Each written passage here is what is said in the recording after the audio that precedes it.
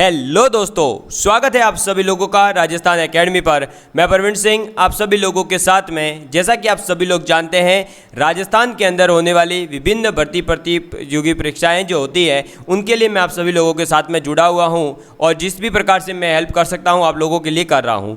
और हम बात कर रहे थे सेकेंड ग्रेड मैथ्स के अंतर्गत दोस्तों कुछ PYQ क्वेश्चन हमने सॉल्व करे हैं। 2016 का पेपर हमने सॉल्व किया, तब आप लोगों को समझ में आया होगा कि जो हमने आपको जो है अभी तक 95 वीडियोज़ में जो थ्योरी पढ़ाई है उसी से संबंधित अगर हम देखते हैं तो क्वेश्चंस पूछे जा रहे हैं। तो अब हम बात करने वाले हैं, आज तक हमने जो है 2D के अंदर इलिप्स तक की बातें कर चुके हैं हम। अब हम जो है थ्योरी क्लासेस कुछ दिन के लिए चलाएंगे। तो अब हम बात करने वाले हैं अति परवलय यानी हाइपरबोला के बारे में। किसके बारे में? हाइपरबोला के बारे में। कौन सा बोला? अरे सर हाइपरबोला। कौन सा बोला? हाइपरबोला। तो हम सबसे पहले समझेंगे कि हाइपरबोला यानी अति परवलय जो होता है उस अति परवलय की डेफिनेशन क्या है, अति परवलय की जो इक्वेशंस होती है वो कैसी होती है। ठीक है, चलिए तो सबसे पहले आप अति परवलय के बारे में लिखेंगे कि अति परवलय आखिर में है क्या। ठीक है, तो आप लिखेंगे कि एक बिंदु यानी कि एक पॉइंट होगा, एक बिंदु का बिंदुपथ। क्या? बिंदुपथ। एक बिंदु का बिंदुपथ जो एक समतल यानी प्लेन में इस प्रकार गमन यानी कि घूमना। ठीक है, तो गमन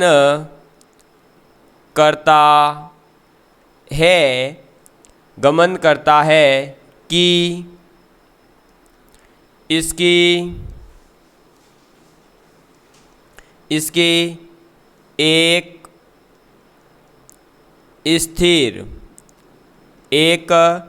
स्थिर बिंदु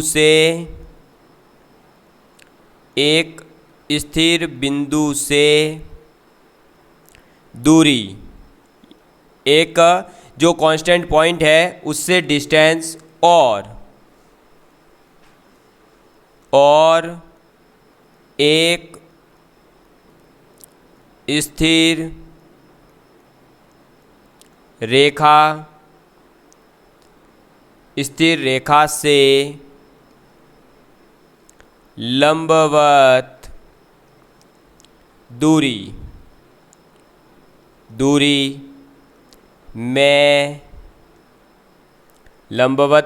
में अनुपात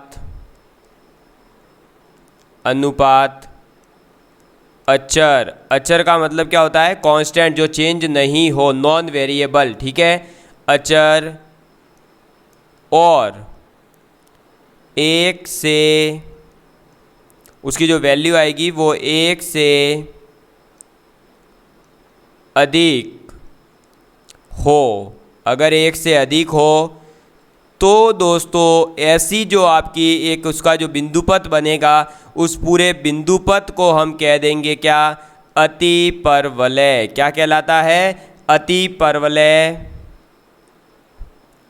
कहलाता है। ठीक है, तो एक बिंदु का बिंदुपथ, एक बिंदु है उसका बिंदुपथ, और वो बिंदु जो है उस समतल के ऊपर किसी प्लेन के ऊपर इस प्रकार से घूमे कि उसकी एक किसी फिक्स पॉइंट से और एक परपेंडिकुलर लाइन से जो डिस्टेंस होगी उन दोनों अलग अलग डिस्टेंस का रेशियो जो होगा वो रेशियो एक कांस्टेंट होगा और वो एक से ज़्यादा होगा, यानी 1.1, 1.2, 1.3, 5, 6, 7 ऐसे 1 से ज़्यादा ही होगा। तो इस प्रकार जो ये बिंदुपथ प्राप्त होगा, ऐसे बिंदुपथ को हम अति परवलय कहते हैं। क्या कहते हैं? अति परवलय कहते हैं। और दोस्तों इस अति परवलय के अंदर जिस आप स्थिर बिंदु की बात कर रहे हैं उस स्थिर बिंदु को हम क्या कहते हैं, और जिस स्थिर रेखा की आप बात कर रहे हैं उस स्थिर रेखा को क्या कहते हैं, ये हम बात कर लेते हैं। तो दोस्तों आपको बता दूं, और एक इसका जो ये अनुपात है इसे हम क्या कहते हैं, ठीक है। चलिए, तो दोस्तों जो ये स्थिर बिंदु है, इस स्थिर बिंदु को क्या कहा जाता है, तो इस स्थिर बिंदु को कहा जाता है नाभि। क्या कहा जाता है, नाभि कहा जाता है। और इस स्थिर रेखा को क्या कहा जाएगा, तो स्थिर रेखा को कहा जाता है नियता। क्या कहा जाता है, नियता कहा जाता है। और एक जो ये आपका अनुपात आ रहा है जो कि अचर होता है, इस अनुपात को क्या कहते हैं, इस अनुपात को अतिपरवलय की उत्केंद्रता यानी इसेंट्रिसिटी कहा जाता है। क्या कहा जाता है, उत्केंद्रता। समझ में आ गई बात। तो ये आपको समझ में आ गया होगा कि अतिपरवलय हाइपरबोला क्या होता है, उसकी डेफिनेशन क्या है, वो आपको समझ में आ चुका होगा। चलिए, अब हम बात करेंगे दोस्तों, ये जो अतिपरवलय है, इस अतिपरवलय की जो हम स्टैंडर्ड इक्वेशन कहते हैं वो क्या होती है, ठीक है। तो आप लिखेंगे अतिपरवलय, अतिपरवलय की मानक रूप में यानी स्टैंडर्ड फॉर्म, ठीक है, मानक रूप में इक्वेशन यानी समीकरण।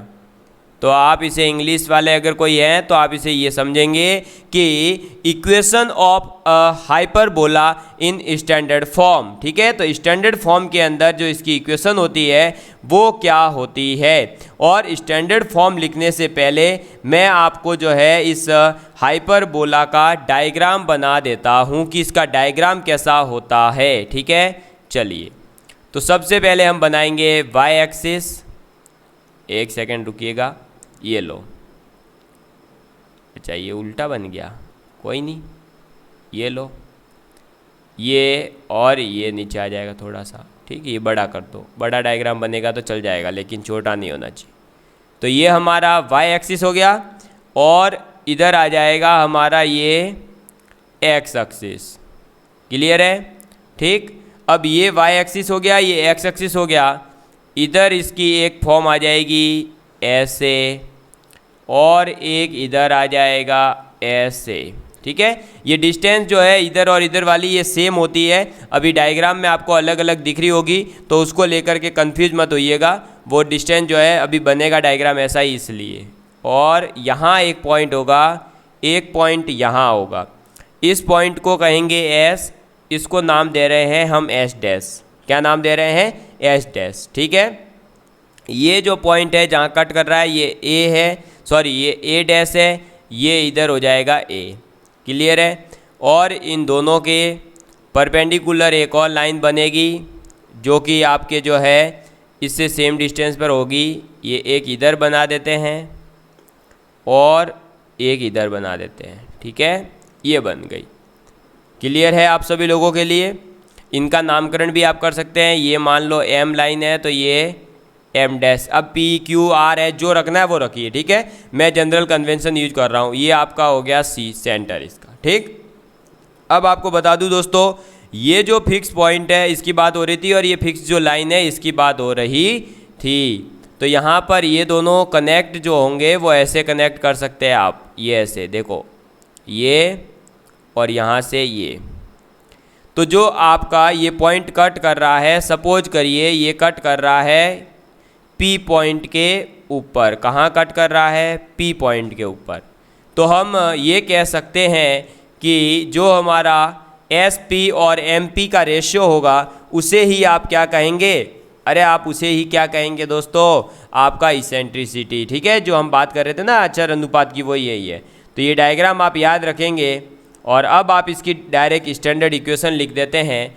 तो इसकी स्टैंडर्ड इक्वेशन क्या आ जाएगी दोस्तों, इसकी इक्वेशन आ जाएगी एक्स स्क्वायर अपॉन में A square minus Y square upon में बी स्क्वायर, ठीक है, इज इक्वल टू में आ जाएगा 1। क्या आ जाएगा, इक्वल टू में आ जाएगा 1। यहाँ पर बी स्क्वायर बराबर क्या होता है, तो बी स्क्वायर बराबर होता है A square into E square minus 1 bracket बंद। समझ में आ गई बात। और जहाँ ई की वैल्यू ग्रेटर देन 1 ही होगी, ये बात आप लोगों को कंपलसरी याद रखनी है कि हाइपरबोला के लिए ई जो है वो ग्रेटर देन 1 ही होगा। समझ में आ गई बात। क्लियर है आप सभी लोगों के लिए। तो मुझे नहीं लगता है कि इस स्टैंडर्ड इक्वेशन में तो आपको किसी प्रकार की कोई प्रॉब्लम हो रही होगी। समझ में आ गई है ना बात। क्लियर है ना आप सभी लोगों के लिए। चलिए दोस्तों, अब हम बात करते हैं इसी प्रकार से अगर हम बात करें तो इसकी दूसरी और इक्वेशन भी होती है। भाई इसकी 2 इक्वेशन पॉसिबल है, ठीक है। तो आप जो है इसकी दूसरी इक्वेशन भी लिख सकते हैं। उस दूसरी इक्वेशन को लिखने से पहले हमने जो स्टैंडर्ड इक्वेशन लिखी है, इस स्टैंडर्ड इक्वेशन के अंदर इसकी नाभि क्या है, इसकी जो है नियता क्या है, वो सब चीज़ें हम लिख लेते हैं पहले। तो दोस्तों, ये जो आपने इक्वेशन लिखी है, अगर इसके अंदर ये जो एस पॉइंट है जिसे हम कहेंगे नाभि, ये एस जो है ये क्या है, नाभि है, ठीक है। तो ये नाभि के कोऑर्डिनेट्स क्या होंगे, तो ए ई कॉमा 0। तो ये जो दूसरी वाली नाभि है एस डैश, इसके क्या हो जाएंगे, माइनस ए ई कॉमा 0, ठीक है। समझ में आ गई बात। क्लियर है आप सभी लोगों के लिए। चलिए, और आपको क्या याद रखना है, और आपको ये याद रखना है कि ये जो आपके पास में दोस्तों ये लाइन बन रही है अलग अलग, देखो ये एक एम है, एक एम डैश से रिप्रेजेंट कर रहे हैं, ये इसकी क्या है, नियता है यानी डायरेक्ट्रिक्स है। तो ये क्या हो जाएगी, x is equal to A upon E, और ये वाली हो जाएगी x is equal to minus A upon में ई। क्लियर है आप सभी लोगों के लिए। तो ये चीज़ आप लोगों को याद रखनी है।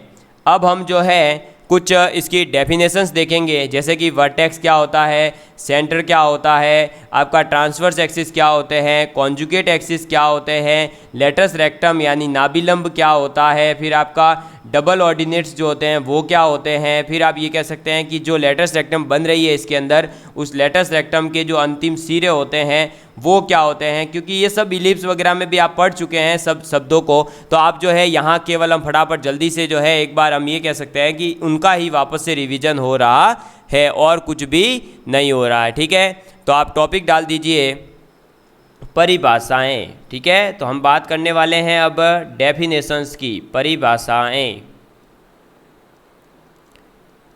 चलिए, अब परिभाषाओं के अंदर अगर हम बात करें तो सबसे पहले हम डिस्कस कर रहे हैं शीर्ष के बारे में। शीर्ष यानी कि वर्टेक्स, ठीक है। शीर्ष यानी वर्टेक्स के बारे में हम बात कर रहे हैं कि वर्टेक्स क्या है, ठीक है। चलिए, तो अगर वर्टेक्स की बात की जाए दोस्तों, तो जो हमारे पास में हमने पीछे डायग्राम में देखा था, ये जो ए और ए डैश है यही है इसके वर्टेक्स, ठीक है। क्या कहलाते हैं ये, वर्टेक्स कहलाते हैं। तो आप लिखेंगे कि बिंदु ए व ए डैश, ठीक है, ए डैश को अति परवलय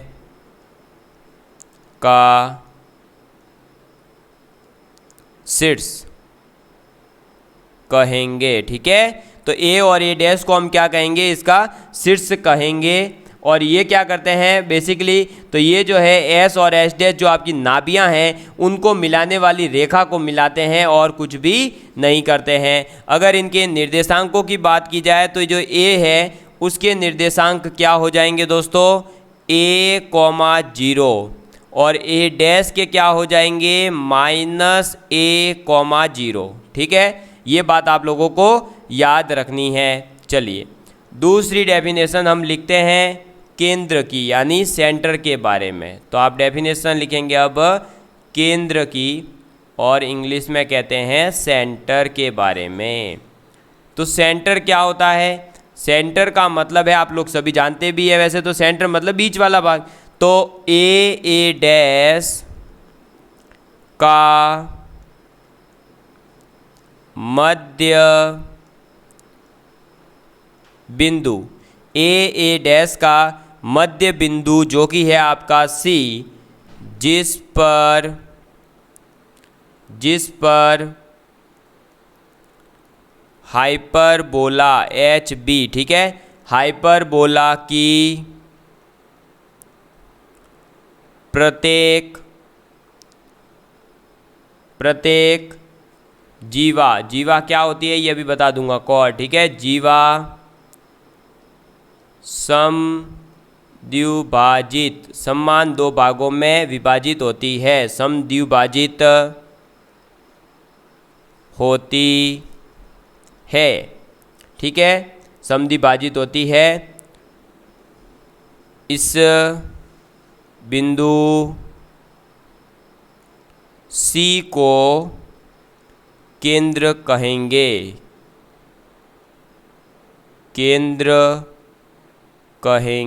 ठीक है। तो ये जो C पॉइंट के ऊपर विभाजित हो रही है ना, ये वाला पॉइंट, ये C है, और जीवा होती है ये ऐसे और ऐसे दो लाइनें आ जाएगी, ठीक है। तो हम ये जो आपका सेंटर है C, इसको हम कहेंगे क्या दोस्तों, यही आपका केंद्र कहलाएगा, ठीक है। ये बात आप लोगों को याद रखनी है। तो अतिपरवलय का केंद्र ये हो जाएगा। नेक्स्ट आ जाता है दोस्तों आपके क्या, तो नेक्स्ट थर्ड नंबर पर आ जाता है आपके संयुग्मी अक्ष। क्या, संयुग्मी अक्ष, सॉरी उससे पहले हम अनुप्रस्थ अक्ष के बारे में बात कर लेते हैं ताकि वो आपको अच्छे से समझ आएगा। तो अनुप्रस्थ अक्ष का मतलब है ट्रांसवर्स एक्सिस, ठीक है। तो ट्रांसवर्स एक्सिस किसके बारे में बात कर रहे हैं, ट्रांसवर्स एक्सिस के बारे में हम बात कर रहे हैं। तो ट्रांसवर्स एक्सिस क्या होता है, तो दोस्तों जो आपका हाइपरबोला है एच बी के शीर्षों, कौन से शीर्ष, ए और ए डैश, तो शीर्षों ए व ए डैश, इन दोनों को मिलाने वाली रेखा, इन दोनों को मिलाने वाली रेखा कौन सी हो जाएगी, ए डैश, ठीक है। ए डैश जो है वो हाइपरबोला की अनुप्रस्थ यानी कि ट्रांसवर्स एक्सिस, अनुप्रस्थ अक्ष कहलाती है, ठीक है, अक्ष कहलाती है। इसकी लंबाई कितनी हो जाएगी, तो भाई ए डैश, तो देखो ऑब्वियस ही बात है, ए जो होता है इसके कोऑर्डिनेट क्या है, a,0, ए डैश के क्या है, -a,0, तो ये है a, ये है -a, अल्टीमेटली दोनों जुड़ेंगे तो 2a हो जाएंगे।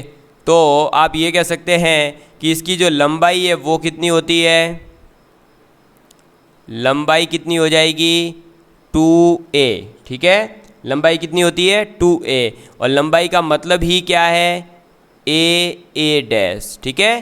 तो ये 2a होती है, ये बात आपको याद रखनी है कि डायरेक्ट कोई आपको दे देगा हाइपरबोला और पूछ लेगा इसके ट्रांसवर्स एक्सिस की लंबाई बताइए। अब बात करते हैं संयुग्मी अक्ष की, कॉन्जुगेट एक्सिस की, और इससे क्वेश्चन पूछा गया है। तो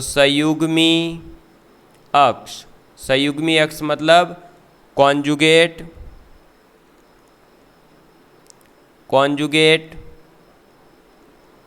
एक्सिस, ठीक है।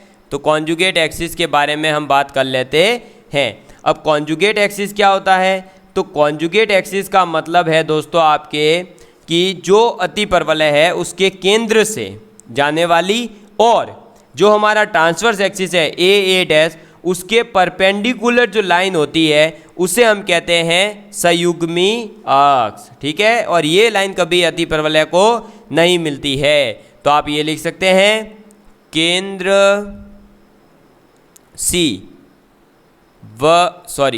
सी से जाने वाली रेखा व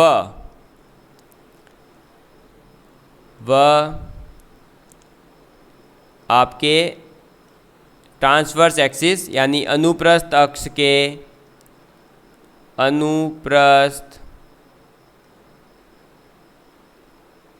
अक्ष के लंबवत रेखा, तो केंद्र सी से जानी चाहिए और अनुप्रस्थ अक्ष के लंबवत होनी चाहिए। तो लंबवत रेखा को लंबवत रेखा व अतिपरवलय को मिलती नहीं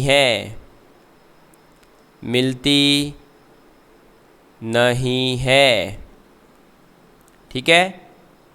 इस रेखा को संयुग्मी अक्ष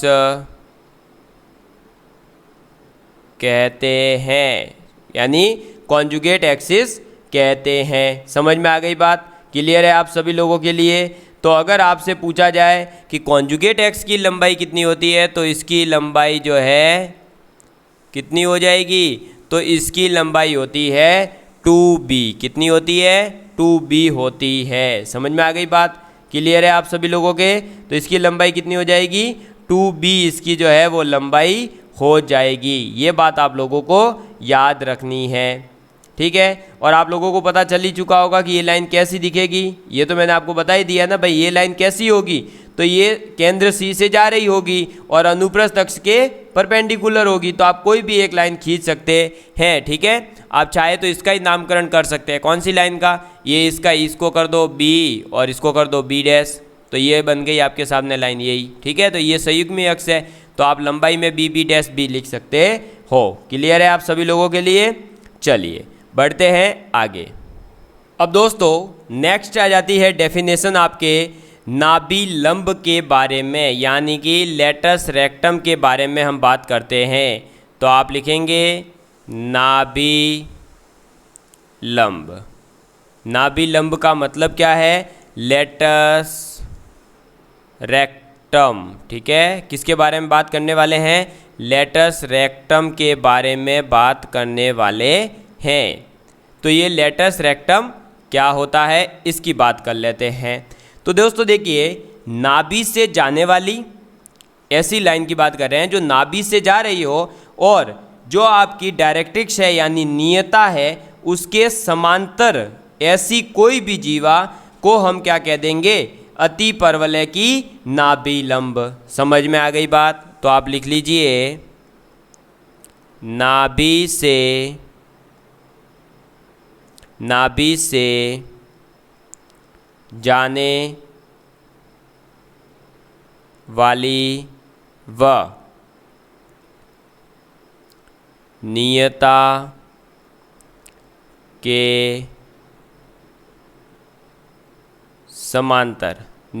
के समांतर जीवा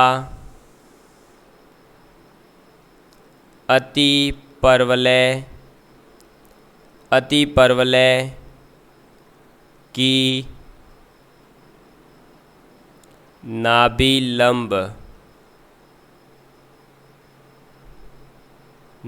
लंब लेटस रेक्टम कहलाती है, ठीक है।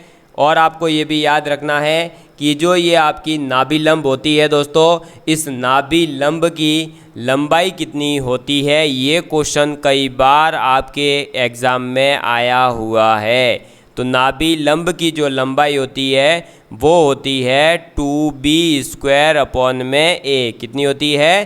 2b² क्लियर है आप सभी लोगों के लिए? ठीक है, तो ये चीज़ आप लोगों को याद रखनी है। क्लियर है ना? चलिए, और आपको बता दूं कि दोनों नाभि जो है आपकी S और H' उनसे जाने वाली वो जीवा जो आपके डायरेक्ट्रिक्स के समांतर है, ऑब्वियस ही बात है कि वो उसके क्या हो जाएगी, जब जिस बिंदु से गुजर रही है उस एक्सिस के क्या हो जाएगी, हम कह सकते हैं परपेंडिकुलर। ठीक है, अरे ऑब्वियस ही बात है ना। इधर देखिए भाई, इधर देखो, इस पॉइंट से इसके पैरेलल यानी कि क्या हो गया, इसके लंबवत हो गई। ठीक है, तो ये बात भी आपको याद रखनी है। तो नाभि लंब की लंबाई क्या होती है? 2b² में a, ये बात आपको याद रखनी है। अब ये जो नाभि लंब है, इस नाभि लंब के एंड पॉइंट्स भी होंगे, तो इस नाभि लंब के जो निर्देशांक होते हैं वो आपको पता होने ज़रूरी है। ठीक है, तो वो मैं आप लोगों को बताने जा रहा हूँ। अब नाभि लंब भी दो प्रकार की हो सकती है भाई, एक एस के ऊपर होगी, एक एस डैश के ऊपर होगी। तो टोटल मैं आपको 4 जो है इसके सिरों के निर्देशांक लिखाने वाला हूँ। तो आप लिख सकते हैं कि सिरों के निर्देशांक यानी कि कोऑर्डिनेट्स या फिर end point of latus rectum या कोऑर्डिनेट्स ऑफ लेटस रेक्टम। ठीक है, चलिए, तो इसके अंदर आपके जो एस के ऊपर है उसके लिए मैं आपको लिखवा देता हूँ। एस के लिए, तो एस के लिए हो जाएंगे क्या दोस्तों, जब ऊपर पॉइंट होगा P1, ठीक है, उसके हो जाएंगे क्या कोऑर्डिनेट, तो ए E comma B square upon में ए, और नीचे वाला जो Q1 पॉइंट होगा भाई, ये देखो इधर, इधर देखो मैं बना देता हूँ। ये सपोज करिए कि ये ऐसे बात कर रहा है, ये हो गया। और चलिए इधर भी रेड पेन से नहीं, इधर कोई और पेन, वाइट पेन, और ये,